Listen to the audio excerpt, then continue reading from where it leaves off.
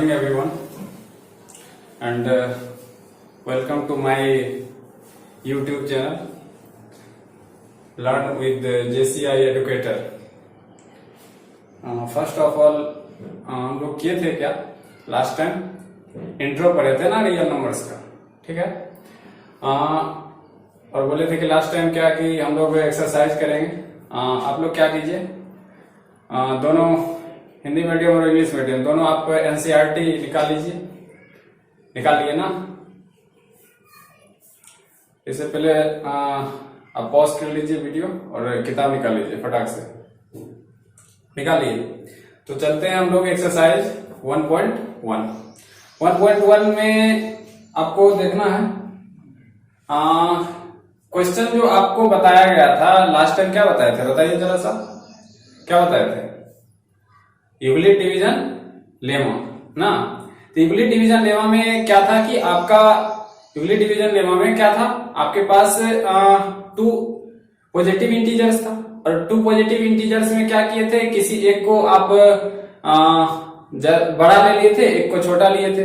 उसमें क्या था कि आप डिवीजन करते थे और डिवीजन करने के बाद क्या करते थे, तो हम उसको बारी बारी से जब तक कि रिमाइंडर हमको 0 नहीं दे देता था, है ना। तो 0 रिमाइंडर नहीं देता था तब तक हम क्या करते थे, वो आप अप्लाइंग करते रहते थे। कौन? यूक्लिड का रूल, ठीक है। तो क्वेश्चन नंबर फर्स्ट में आते हैं और इसका क्वेश्चन नंबर एक्सरसाइज 1.1। एक्सरसाइज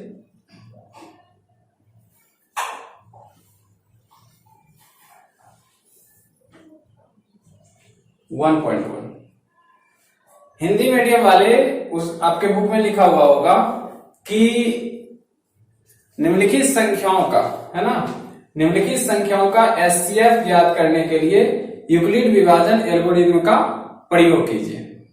और इंग्लिश मीडियम वाले में लिखा होगा using algorithm to find HCF, ठीक है ना। तो आप क्या कीजिए, दोनों आप लेकर चल सकते हैं। फर्स्ट क्वेश्चन क्या कहता है बताइए, फर्स्ट क्वेश्चन क्या कहता है? हम एक दो क्वेश्चन सोल्व करते हैं और बाद में आपके लिए छोड़ देते हैं, ठीक है ना। तो क्वेश्चन क्या कहता है फर्स्ट में, 135 और 225। ये क्वेश्चन थोड़ा सा इजी हो रहा है। कोई एक बड़ा क्वेश्चन है या कहिएगा तो हम इसी को लेकर चलते हैं, ठीक है। 135 और 225 क्वेश्चन नंबर फर्स्ट का फर्स्ट में कह रहा है कि 135 एंड 225, 135 एंड 225 इसका अप्लाइंग करना है यूक्लिड डिवीजन एल्गोरिथम का। और क्या करना है, आपको एचसीएफ फाइंड करना है ना। तो हम सबसे पहले क्या बोले थे कि आप एजम्पशन कीजिए। एजम्पशन क्या कीजिएगा, आपके पास कोई इंटीजर्स है, इंटीजर्स छोटा हो या बड़ा, है ना, सब इंटीजर्स है।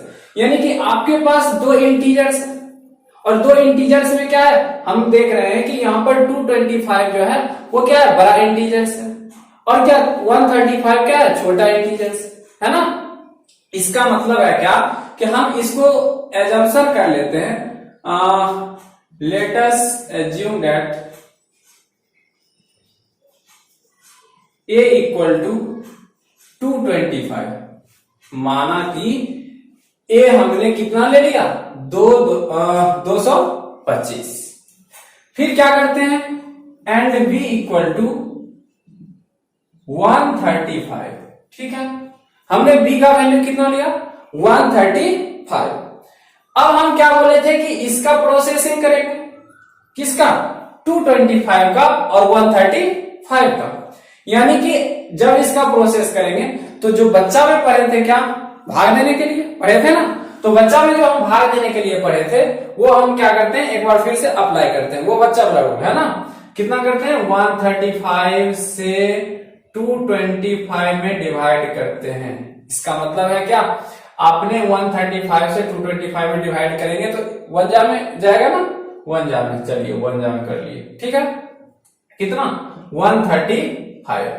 अब यहां पर कितना रिमाइंडर हो रहा है बताइए जरा सा, कितना हो रहा है, 0 और ये कितना 12 और ये 3। तो 12 में से 3 गया कितना, 9। ये 2 में 1 हुआ था तो 1 आपका रिमाइंडर हो गया था, तो 1 में से 1 गया तो 0, इसको छोड़ देते हैं।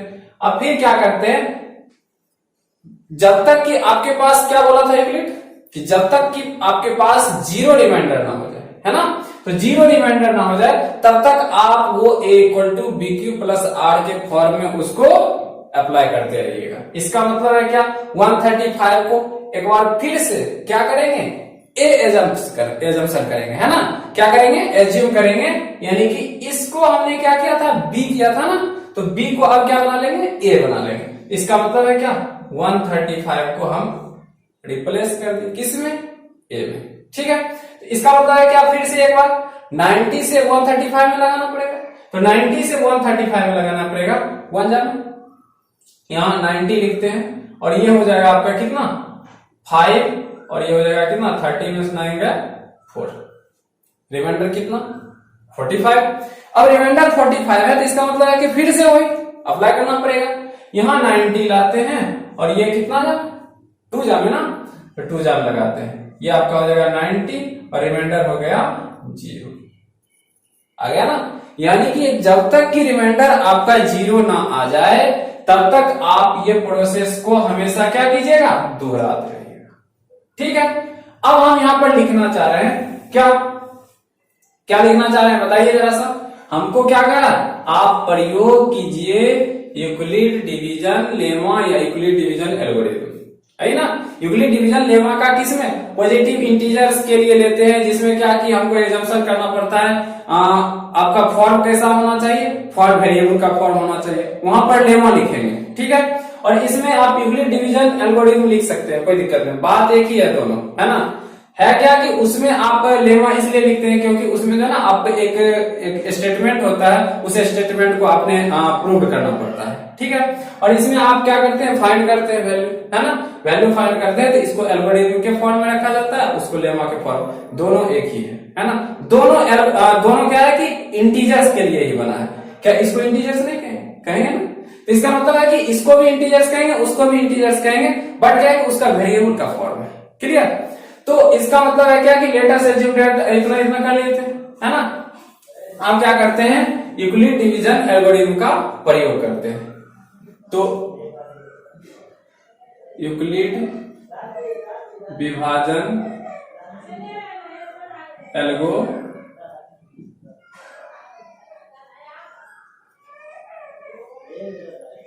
से, यूक्लिड विभाजन एल्गोरिथम से क्या जानते हैं बताइए जरा सा, a equal to B Q plus का आर, यही जानते हैं ना, कल हम इसको लास्ट टाइम किए थे ना, याद है, a equal to B Q plus का आर।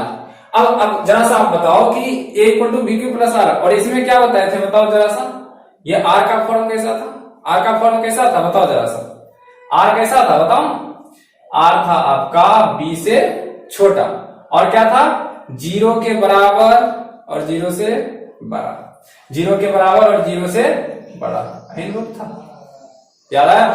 तो इसका मतलब है क्या कि हमने r रखा b से छोटा, 0 के बराबर या बड़ा, ठीक है।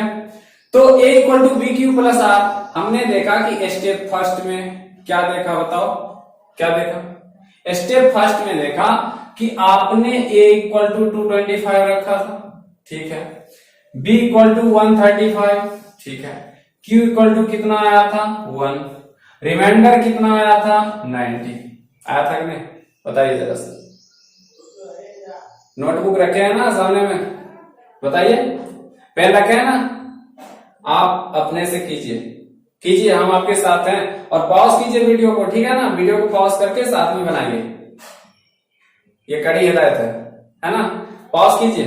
स्टेप फर्स्ट में क्या कीजिए, स्टेप फर्स्ट में आप 225 रख लिए, 225 और equal to b equal to कितना 135 इंटू क्यू प्लस का आर 90, क्लियर, ठीक है। और देखो यहां पर हमने क्या रखा था वो चीज डिनोट कर दो, क्योंकि ये आपका रफ यूज है ना, ये आपका रफ यूज है, तो इसका मतलब है कि a इक्वल टू हमने रखा था यहां पर 225 और क्या b इक्वल टू रखा था 135, क्लियर हो गया। अब देखिए स्टेप सेकेंड, स्टेप सेकंड में क्या है? आपने स्टेप सेकंड में क्या बोले, जरा सा याद करो कि स्टेप सेकंड में हमने बताया था कि आपको जो बी रखा था ना, उस बी को आपने ए बनाया था ना, जो बी रखा था उसको आपने ए बनाया। इसका मतलब है क्या, आपने इसको क्या बनाया, इसको क्या बनाया बताइए जरा सा, इसको आपने ए बनाया ना, इसका मतलब है क्या 135 को आपने ए बना लिया, ठीक है। और इक्वल टू बी, जो रिमाइंडर है उस रिमाइंडर को क्या बनाना है, बी बनाना है, याद आया? तो इसको बी बनाया, इसका मतलब है क्या 90 इंटू कितना होगा 1 ना, 1 प्लस का रिमाइंडर कितना 45। क्लियर? यहां तक क्लियर हुआ क्या, समझ रहे हैं ना? तो इसका मतलब है क्या, आपको यहां पर एक स्टेप और लिख लीजिए, क्या a इक्वल टू आपने कितना रखा था 135, b इक्वल टू कितना 90। यहां तक आपको समझ में आ गया प्रॉपर। चलिए उसके बाद स्टेप थर्ड में, स्टेप थर्ड में क्या देख रहे हैं, स्टेप थर्ड में क्या देख रहे हैं, a इक्वल टू आप कितना बनाया 90 ले, है ना, a equal to 90, b equal to कितना 45 इंटू q का वैल्यू कितना 2 प्लस का रिमाइंडर 0 हो गया ना। यानी कि रिमाइंडर कह रहा है इसका यूक्लिड का कहना है कि रिमाइंडर अगर 0 आ जाए तो जो आपके पास b होगा वही उस क्वेश्चंस का जो गिवन करेगा उसका एचसीएफ होगा।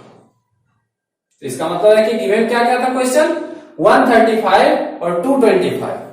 तो इसका मतलब है क्या, हमने देखा कि आपके पास 90 इक्वल टू 45 इंटू 2 प्लस का 0 दे रहा है। इसका मतलब है कि 45 जो आपने रखा था वो क्या रखा था b ना, तो b देयरफॉर क्या हो जाएगा एचसीएफ इक्वल टू 45।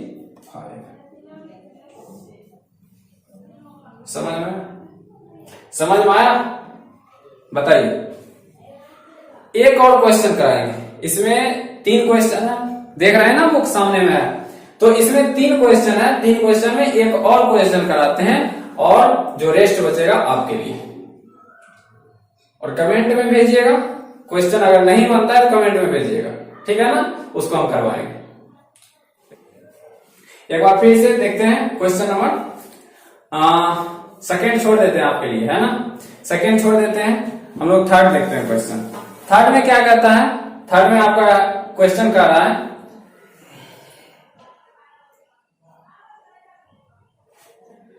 क्या लिख रहा है क्वेश्चन 867, है ना, क्वेश्चन लिख रहा है 867 और क्या लिख रहा है और 255 एंड 255, ठीक है।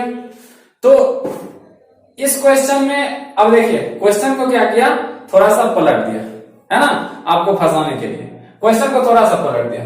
क्वेश्चन आप समझ रहे हैं ना, यहां पर क्या किया 867 को पहले लिखा और 255 को बाद में लिखा। वहां पर क्या था, छोटा नंबर क्या था पहले था और बड़ा नंबर क्या था बाद में था, है ना। यहां पर बस वही प्रोसेस करना है, क्या करना है, फिर से एक बार एज्यूम करते हैं, है ना, लेट अस एज्यूम दैट कितना बताइए a इक्वल टू कितना मान बताइए, a इक्वल टू 867, क्लियर।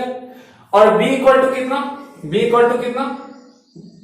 बताइए जरा सा, b इक्वल टू 255 कर लिए।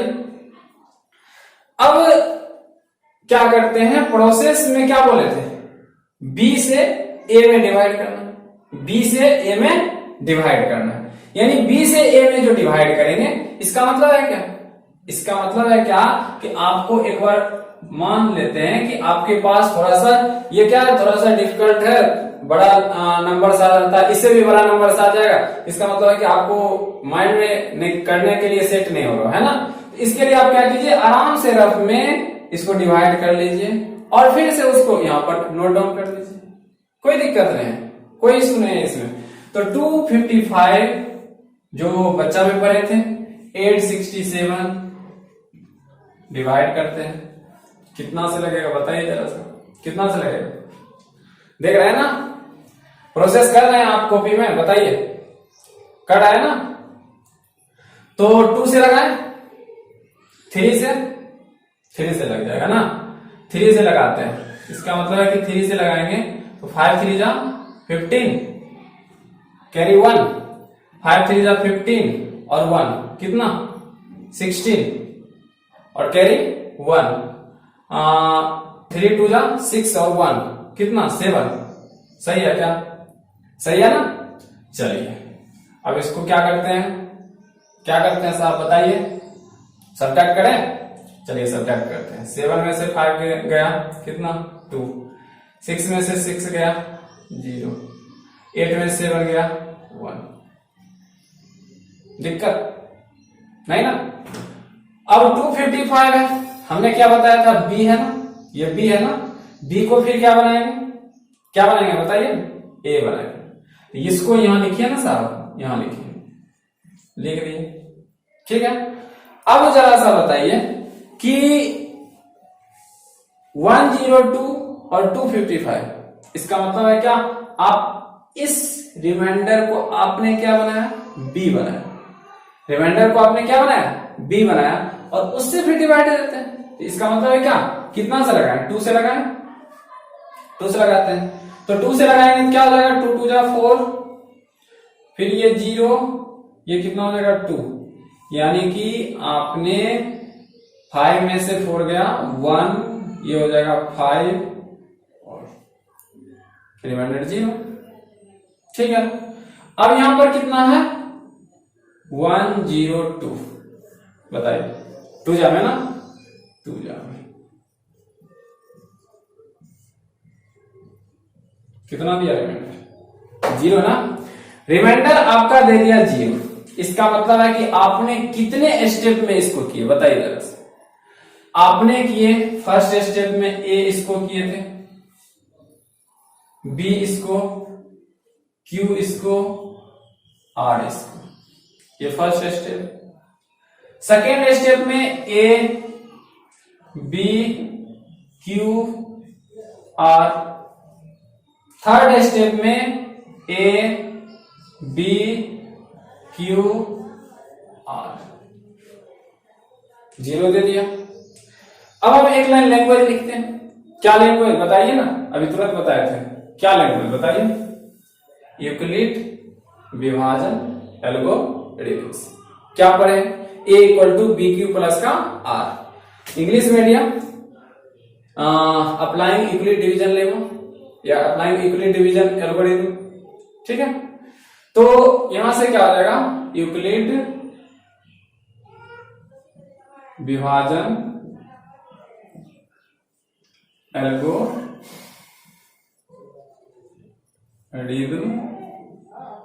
से, यूक्लिड विभाजन एल्गोरिथम से A equal to B Q plus are हमने पढ़ा है।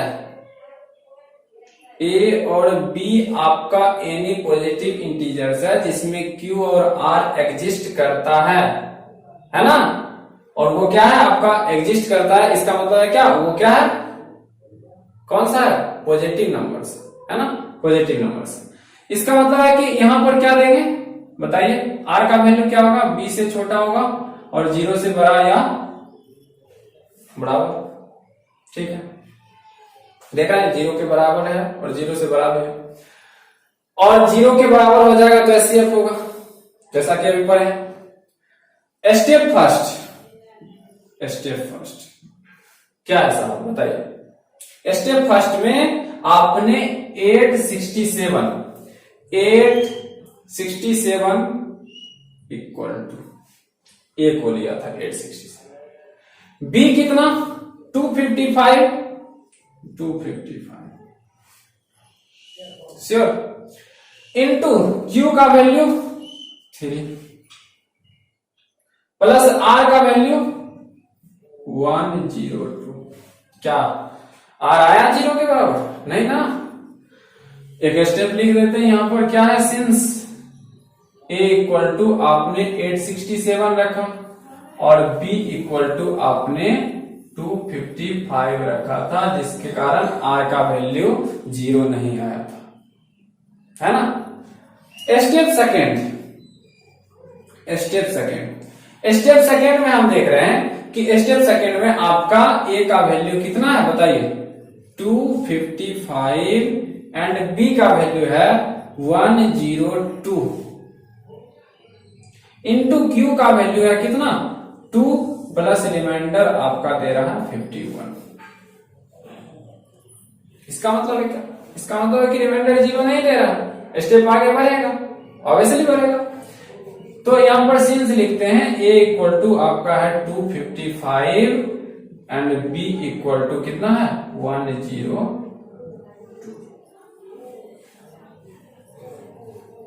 समझ में आया। स्टेप थर्ड कुछ बच्चे को लगता होगा हाँ स्टेप चरण है ना, हिंदी मीडियम वाले चरण भी लिख सकते हैं, स्टेप चरण फर्स्ट, चरण सेकेंड, चरण थर्ड, है ना।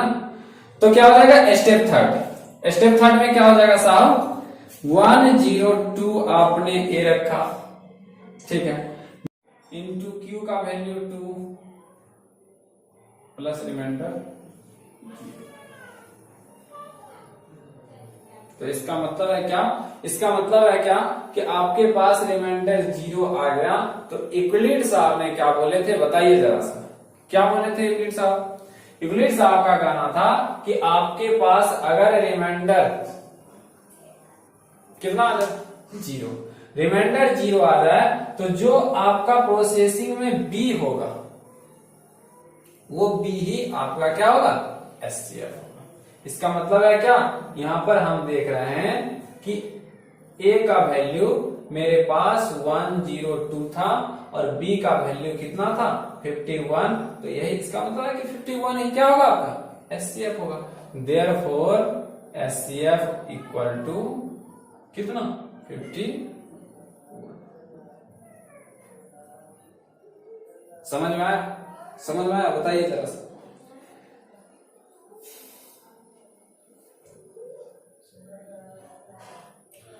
तो इसका अगला जो क्वेश्चन बच रहा है ना, सेकेंड नंबर क्वेश्चन, ठीक है, सेकेंड नंबर क्वेश्चन बच रहा है वो आप अपने से कर लीजिएगा और हमें कमेंट कीजिएगा, ठीक है ना। तो कमेंट कीजिएगा तब ना पता चलेगा कि आप बना रहे हैं या नहीं बना रहे। चलिए, तो अब हम थोड़ा सा बता रहे हैं आपको कि यूक्लिड डिवीजन लेमा का किस तरीका से प्रयोग किया जाता है ना। या उसमें भी आपको नंबर्स देगा और नंबर्स क्या होगा कि कोई वेरिएबल का टाइप का रहेगा, है ना। कैसा रहेगा वेरिएबल टाइप का।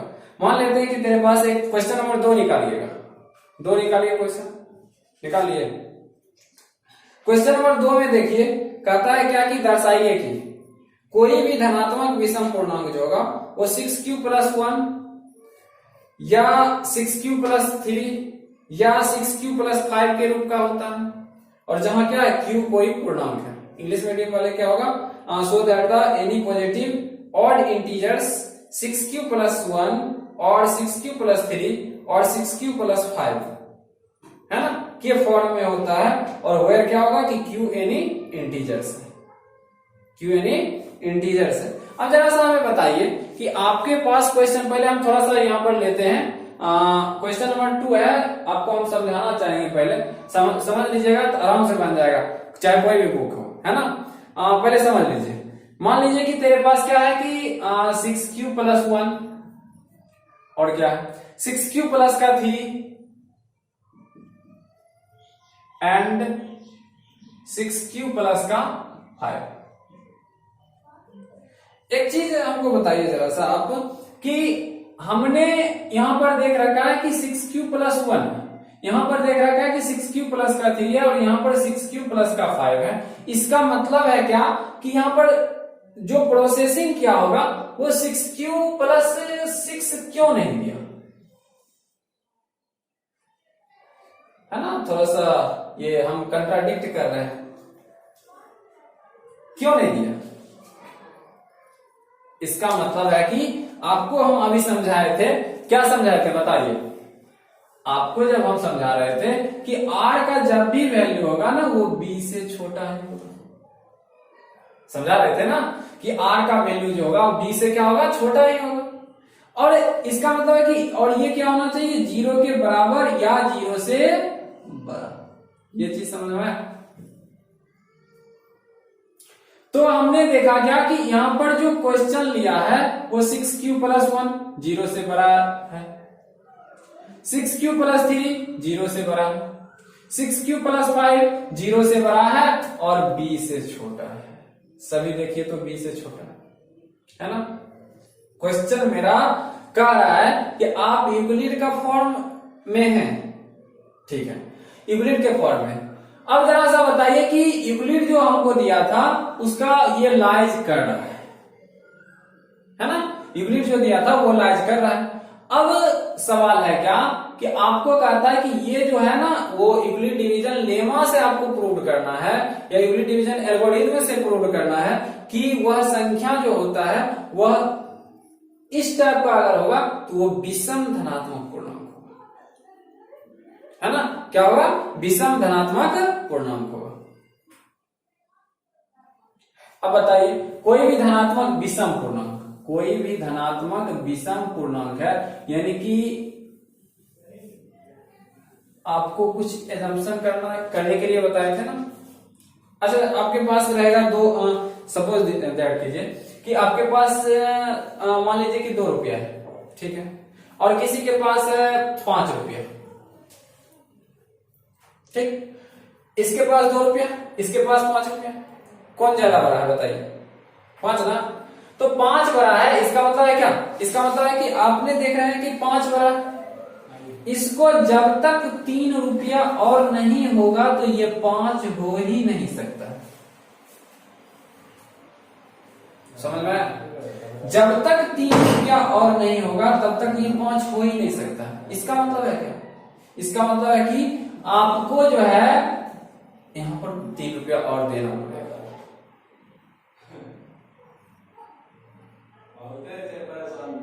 ठीक है, तो जरा सा हमको बताइए कि मेरे पास क्या है कि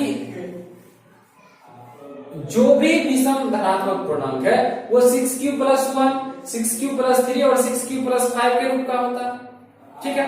तो 6q + 1, 6q + 3 और 6q + 5 के रूप का होता है। इसका मतलब है क्या, वो विषम धनात्मक पूर्णांक और हमको यूक्लिड के फॉर्म में लाना है। इसका मतलब है क्या कि हम मान लेते हैं, है ना, माना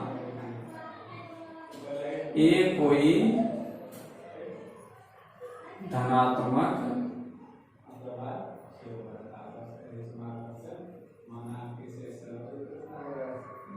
विषम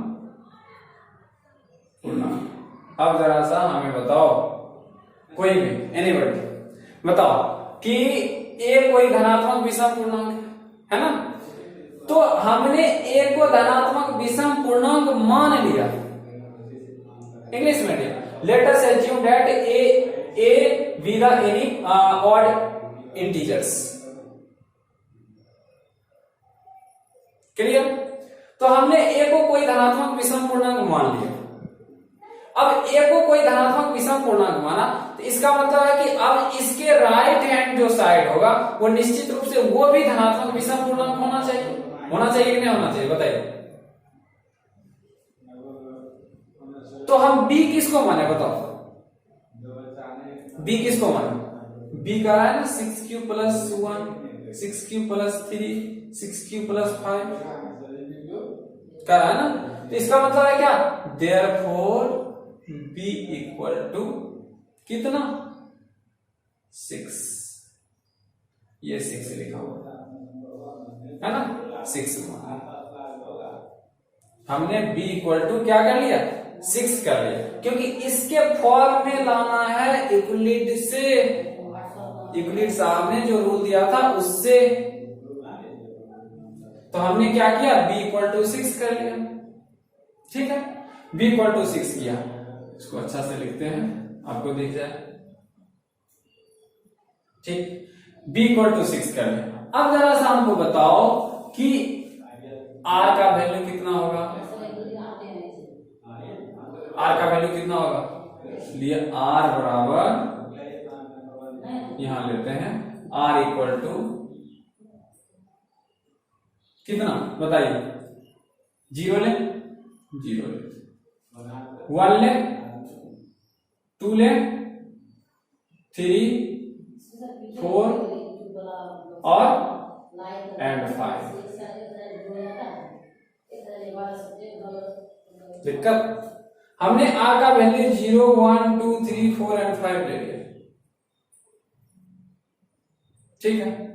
तो b equal to 6, r equal to 0, 1, 2, 3, 4, 5, ठीक। हमने क्या किया, अब यूक्लिड डिवीजन लेमा का प्रयोग करते हैं, है ना। यूक्लिड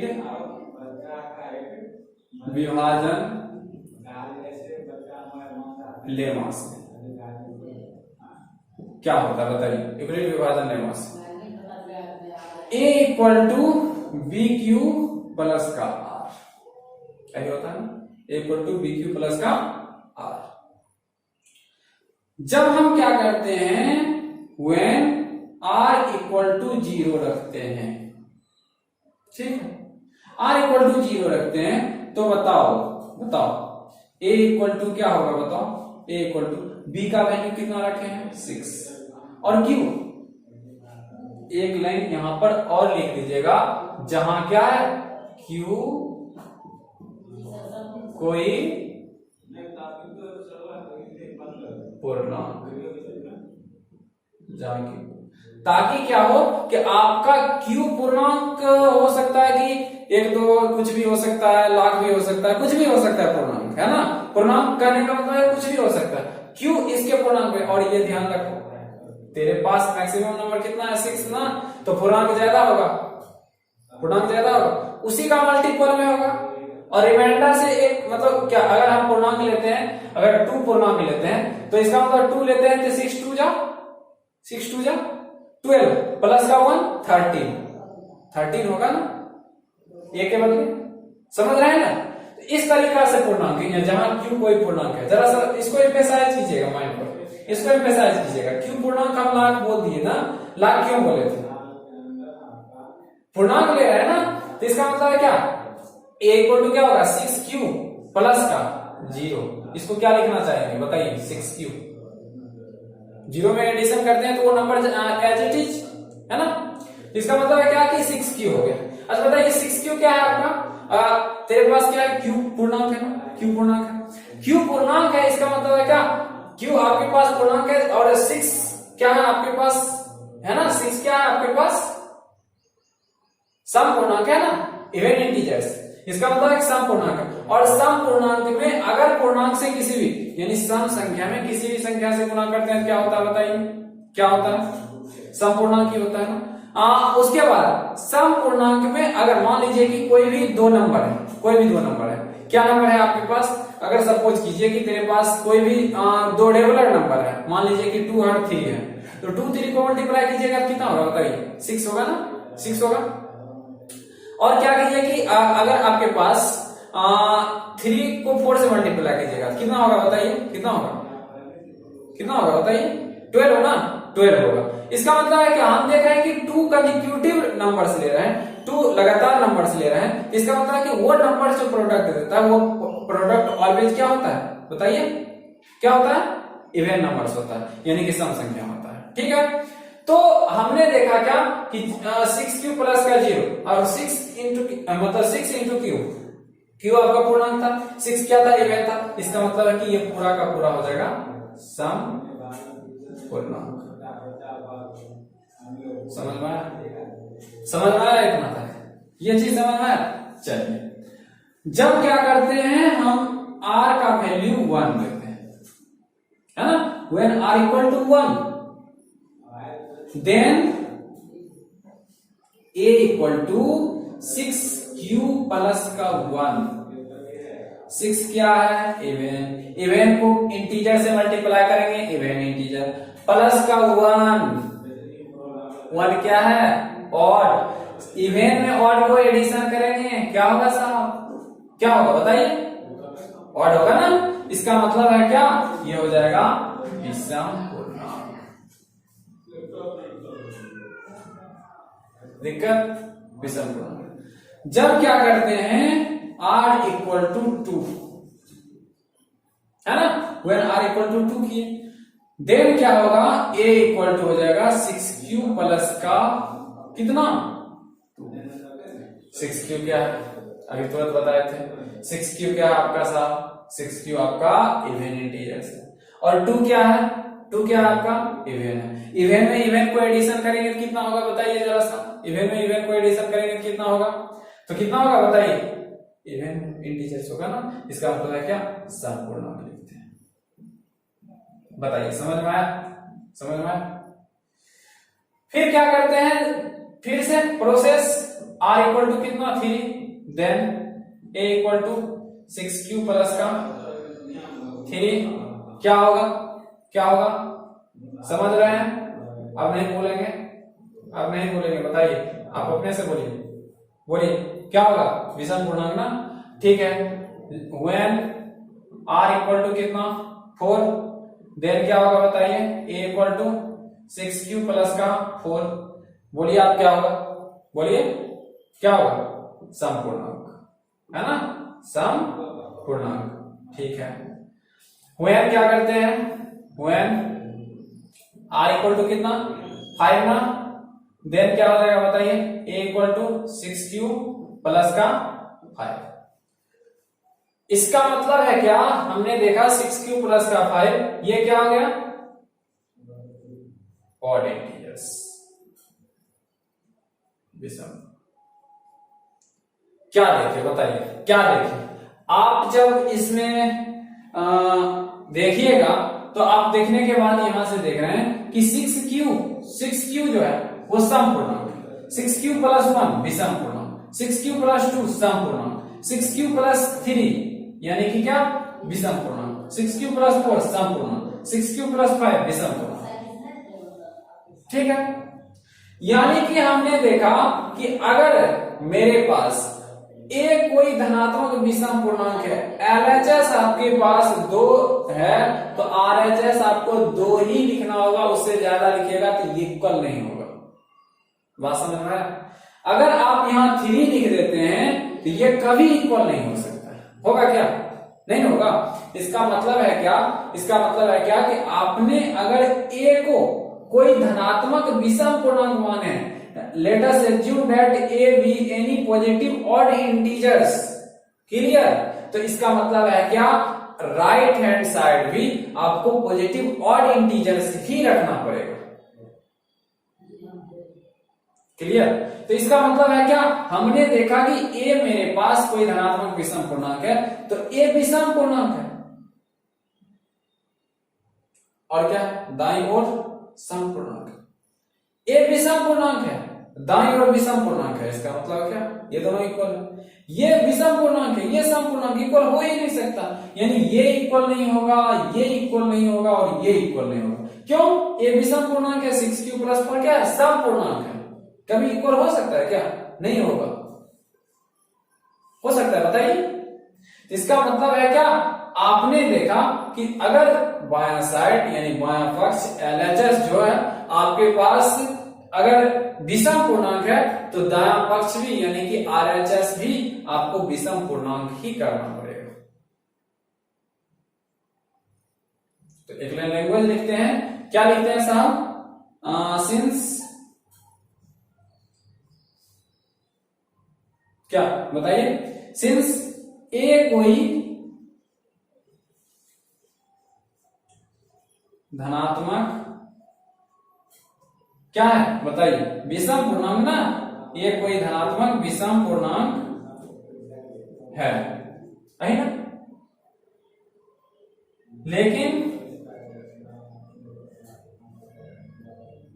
लेकिन 6q प्लस 2 और क्या बताइए 6q प्लस 2 और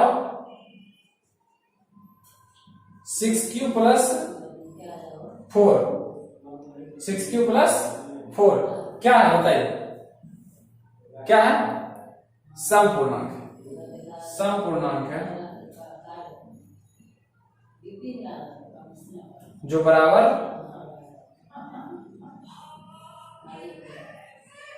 नहीं, बराबर नहीं, लेकिन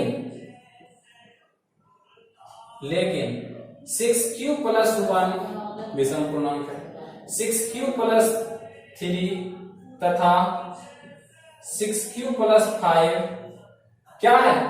विषम पूर्णांक है, विषम पूर्णांक है, जो क्या है? बराबर है, जो क्या है? बराबर। अतः क्या होगा बताइए? अतः बोलो, कोई भी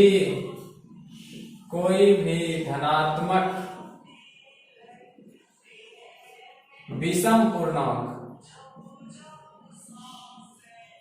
6q प्लस 1, 6q प्लस 3 तथा 6q प्लस 5 के रूप का होता है।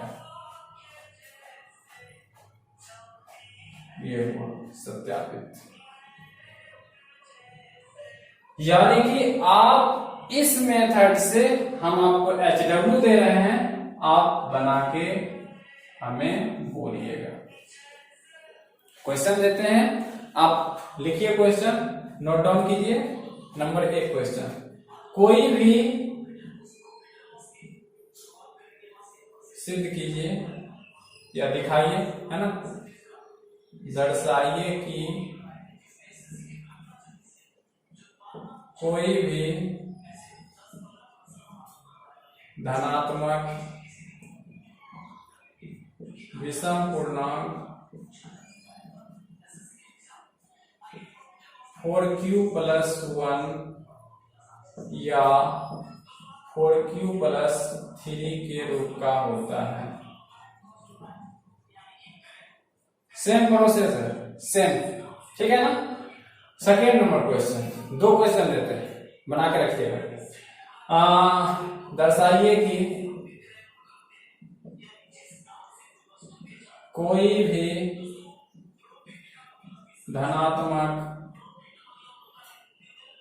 यहां पर क्वेश्चन चेंज कर रहे हैं, धनात्मक समपूर्णांक